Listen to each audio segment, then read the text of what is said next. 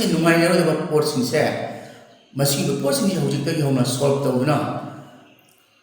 ꯃꯅꯤꯄꯨꯔ ꯒꯣꯔꯃꯦꯟꯒꯤ ꯃꯤꯠꯌꯦꯡ ꯃꯈꯥꯗ ꯈ꯭ꯋꯥꯏꯗꯒꯤ ꯑꯐꯕ ꯈ꯭ꯋꯥꯏꯗꯒꯤ ꯆꯥꯟꯅꯒꯗꯕ ꯃꯑꯣꯡꯗ ꯁꯦꯝꯗꯣꯛꯍꯟꯅꯤꯡꯉꯤ ꯂꯣꯏꯅ ꯂꯣꯏꯅ ꯃꯅꯤꯄꯨꯔꯗ ꯂꯩꯔꯤꯕ ꯈꯨꯟꯗꯥꯔꯤꯕ ꯃꯩꯇꯩ ꯄꯥꯉꯜ ꯏꯆꯤꯜ ꯏꯅꯥꯎꯁꯤꯡ ꯂꯣꯏꯅ ꯂꯣꯏꯅꯅ ꯑꯩꯈꯣꯏꯒꯤ ꯑꯟꯗ꯭ꯔꯣ ꯀꯦꯟꯗ꯭ꯔꯗ ꯇꯥꯕꯤꯔꯤꯕ ꯃꯨꯁꯂꯤꯝꯁꯤꯡꯒꯤ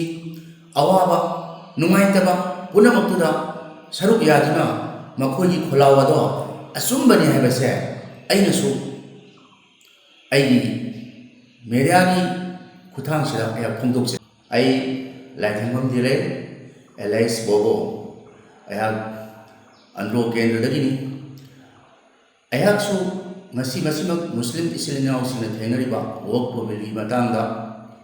ꯉꯁꯤ ꯊꯦꯡꯅꯔꯛꯂꯤꯕ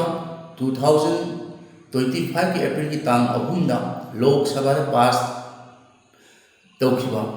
ꯋꯛꯐ ꯑꯦꯃꯦꯟꯃꯦꯟ ꯕꯤꯜ ꯑꯃꯗꯤ ꯃꯈꯥ ꯆꯠꯊꯔꯛꯄ ꯑꯣꯏꯅ ꯑꯦꯄ꯭ꯔꯤꯜ 4, 2025ꯗ ꯔꯥꯖ꯭ꯌ ꯁꯚꯥꯗ ꯑꯃꯨꯛ ꯄꯥꯁ ꯇꯧꯗꯨꯅ ꯄ꯭ꯔꯦꯁꯤꯗꯦꯟꯁꯤꯌꯦꯜ ꯑꯦꯁꯦꯟ ꯑꯦꯄ꯭ꯔꯤꯜ ꯇꯥꯡ 5, 2025ꯗ ꯄꯤꯈ꯭ꯔꯕ ꯋꯛꯐ ꯑꯦꯃꯦꯟꯃꯦꯟ ꯕꯤꯜꯒꯤ ꯑꯦꯛꯁꯀꯤ ꯃꯈꯥꯗ ꯂꯥꯛꯂꯤꯕ ꯃꯨꯁꯂꯤꯝ ꯏꯆꯤꯜ ꯏꯅꯥꯎꯁꯤꯡꯒꯤ ꯄꯦꯟꯗꯕ ꯈꯣꯜꯂꯥꯎ ꯄꯦꯟꯗꯕ ꯃꯁꯤꯒꯤ ꯕꯤꯜ ꯑꯁꯤꯒꯤ ꯀꯟꯁꯤꯀ꯭ꯋꯦꯟꯁ ꯃꯌꯥꯝ ꯑꯁꯤꯗ ꯑꯩꯍꯥꯛꯁꯨ ꯇꯁꯦꯡꯅ ꯃꯨꯁꯂꯤꯝ ꯏꯆꯤꯜ ꯏꯅꯥꯎꯁꯤꯡꯒꯤ ꯅꯥꯀꯟꯗ ꯂꯦꯞꯇꯨꯅ ꯅꯨꯡꯉꯥꯏꯇꯕ ꯑꯗꯨ ꯐꯣꯡꯗꯣꯛꯆꯔꯤ꯫ ꯇꯁꯦꯡꯅꯃꯛꯇꯤ ꯋꯛꯐ ꯍꯥꯏꯕꯁꯤ ꯇꯣꯇꯦꯂꯤ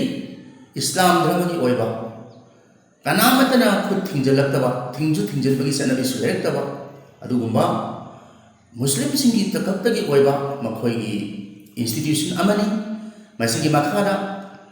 ꯑꯦꯅꯤ ꯃꯨꯁꯂꯤꯝ ꯑꯃꯅ ꯀꯅꯥꯒꯨꯝꯕ ꯑꯃꯅ ꯃꯗꯨꯒꯤ ꯗꯣꯅꯦꯁꯟ ꯇꯧꯔꯛꯄ ꯏꯃꯣꯕꯦꯕꯜ ꯑꯣꯏꯕ ꯌꯥꯏ ꯃꯣꯕꯦꯕꯜ ꯑꯣꯏꯕ ꯌꯥꯏ ꯄ꯭ꯔꯣꯄꯔꯇꯤ ꯄꯨꯝꯅꯃꯛꯇꯣ ꯏꯁꯂꯥꯝ ꯙꯔꯃꯗ ꯑꯣꯏꯅ ꯗꯣꯅꯦꯁꯟ ꯇꯧꯔꯛꯂꯒ ꯑꯗꯨꯒꯤ ꯀꯟꯇ꯭ꯔꯣꯜ ꯇꯧꯗꯨꯅ ꯁꯦꯝꯕ ꯕꯣꯔꯗ ꯑꯗꯨ ꯋꯛꯐ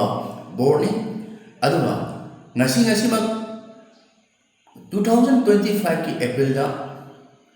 ꯕꯤꯜ ꯑꯁꯤ ꯑꯦꯛ ꯑꯁꯤ ꯄꯥꯁ ꯇꯧꯈ꯭ꯔꯕ ꯃꯇꯨꯡꯗ ꯉꯁꯤ ꯑꯣꯏꯔꯛꯂꯤꯕ ꯐꯤꯕꯝꯗꯤ ꯃꯨꯁꯂꯤꯝꯁꯤꯡꯒꯤ ꯑꯗꯨꯒꯨꯝꯂꯕ ꯇꯁꯦꯡꯂꯕ ꯃꯈꯣꯏ ꯈꯛꯇ ꯑꯣꯏꯖꯕ ꯄꯣꯠꯇꯨꯗ ꯅꯟ ꯃꯨꯁꯂꯤꯝ ꯑꯅꯤ ꯌꯥꯎꯁꯟꯕ ꯅꯆꯤꯡꯕ ꯑꯗꯨꯒꯨꯝꯕ ꯂꯥꯛꯄꯗꯒꯤ ꯃꯤꯒꯤ ꯇꯣꯉꯥꯟꯕ ꯙꯔꯃꯒꯤ ꯑꯣꯏꯕ ꯏꯟꯁꯇꯤꯇ꯭ꯌꯨꯁꯟ ꯑꯗꯨꯗ ꯑꯩꯈꯣꯏꯅ ꯏꯟꯗꯤꯌꯥꯒꯤ ꯁꯦꯀꯨꯂꯔꯤꯖꯝ ꯏꯟꯗꯤꯌꯥꯒꯤ ꯐ꯭रीडम ऑफ रिलीजन पुनमक्तुगी अगेंस्ट मधु वक्फ बिल एक्टुदा नन मुस्लिम यावसनदुना मधु चलाइनबा होनरपा इंडिया गवर्नमेंट की थोकसिल असे तसेंगना मसि लाइबक थिबनी मुस्लिम इस्लाइनाउसिना ngasi मखोने नुमाइतवी खोलाउ लाउरगा अदुगा बिल असिगी मायोक्ता हानसु खोंजंग कयाम चंगसनखरे अदुगा लोइना लोइना मधु करिसु मधुगी ताबीब कौब लेतना इंडिया गवर्नमेंट नमदुना मसिगी एक्ट पास तौखरि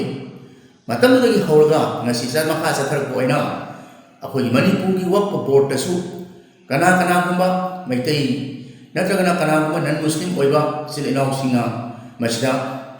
हापसन बयाबगी अधिकार लापा अदु पुनमक्तु नाथैरम लगा आइना मणिपुर गवर्नमेंट दा अपील तौजनिबदी मणिपुर दा ngasi हौजिक हौजिकसु थोगलेबे हिंसा कुकी नागा मैतै असुमना थोगलेबगी मरकसिदा इनौ नौना अखोइना मणिपुर सिदा मुस्लिम मैतै पामल इसल इनाउसिंग अमुक इनवाइट तौदुना असुगुंबा टर्मोइल मरकसिदा याहुनबदा अखोइना अफब खुदमनि हाइना लौबा सुमदे अदुना एनी एक्टुना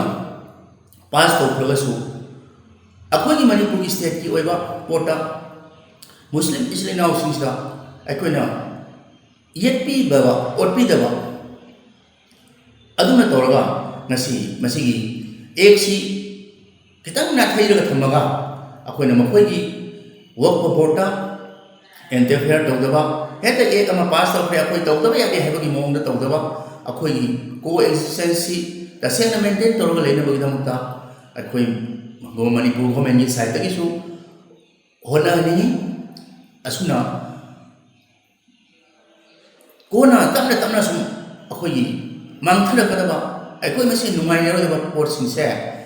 ꯃꯁꯤꯒꯤ ꯄꯣꯠꯁꯤꯡꯁꯦ ꯍꯧꯖꯤꯛꯇꯒꯤ ꯍꯧꯅ ꯁꯣꯜꯕ ꯇꯧꯗꯨꯅ ꯃꯅꯤꯄꯨꯔ ꯒꯣꯔꯃꯦꯟꯒꯤ ꯃꯤꯠꯌꯦꯡ ꯃꯈꯥꯗ ꯈ꯭ꯋꯥꯏꯗꯒꯤ ꯑꯐꯕ ꯈ꯭ꯋꯥꯏꯗꯒꯤ ꯆꯥꯟꯅꯒꯗꯕ ꯃꯑꯣꯡꯗ ꯁꯦꯝꯗꯣꯛꯍꯟꯅꯤꯡꯉꯤ ꯂꯣꯏꯅ ꯃꯅꯤꯄꯨꯔꯗ ꯂꯩꯔꯤꯕ ꯈꯨꯟꯗꯥꯔꯤꯕ ꯃꯩꯇꯩ ꯄꯥꯉꯜ ꯏꯆꯤꯜ ꯏꯅꯥꯎꯁꯤꯡ ꯂꯣꯏꯅꯅ ꯑꯩꯈꯣꯏꯒꯤ ꯑꯟꯗ꯭ꯔꯣ ꯀꯦꯟꯗ꯭ꯔꯗ ꯇꯥꯕꯤꯔꯤꯕ ꯃꯨꯁꯂꯤꯝꯁꯤꯡꯒꯤ ꯑꯋꯥꯕ ꯅꯨꯡꯉꯥꯏꯇꯕ ꯄꯨꯝꯅꯃꯛꯇꯨꯗ ꯁꯔꯨꯛ ꯌꯥꯗꯨꯅ ꯃꯈꯣꯏꯒꯤ ꯈꯣꯜꯂꯥꯎ ꯑꯗꯣ ꯑꯆꯨꯝꯕꯅꯤ ꯍꯥꯏꯕꯁꯦ ꯑꯩꯅꯁꯨ ꯑꯩꯒꯤ ꯃꯦꯗꯤꯌꯥꯒꯤ ꯈꯨꯠꯊꯥꯡꯁꯤꯗ ꯑꯩꯍꯥꯛ ꯐꯣꯡꯗꯣꯛꯆꯩ꯫